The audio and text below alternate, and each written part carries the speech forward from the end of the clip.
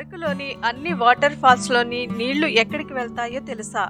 అరకులోని అన్ని water falls నుండి వచ్చిన నీళ్లు ఈ రిజర్వాయర్లో చేరతాయి. దీనినే జ్వాలాపుట్ రిజర్వాయర్ అని అంటారు. ఒకప్పుడు ఇది అటవీ ప్రాంతము. దీనిని బ్రిటిష్ వాళ్ళు 1955లో నిర్మించారు. డ్యామ్ ఎత్తు 59 మీటర్లు, పొడవు 578 మీటర్లు, నిలువ సామర్థ్యం 1138 మిలియన్ క్యూబిక్ మీటర్లు.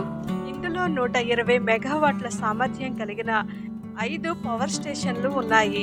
ఇవి డ్యామ్ నుండి విడుదలయ్యే నీటిని ఉపయోగించి విద్యుత్ ఉత్పత్తిని చేస్తాయి. ఈ డ్యామ్ ఆంధ్రప్రదేశ్, ఒడిశా రాష్ట్రాల ఉమ్మడి ప్రాజెక్టు. ఈ డ్యామ్ మాచ్కుండ్ నదిపై ఉంది.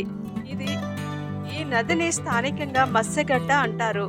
ఈ డ్యామ్ వల్ల కోరాపుట్ జిల్లాలోని జ్వాలాపుట్ చుట్టూ ఉన్న 100కి పైగా గ్రామాలకు నీరు లభిస్తుంది.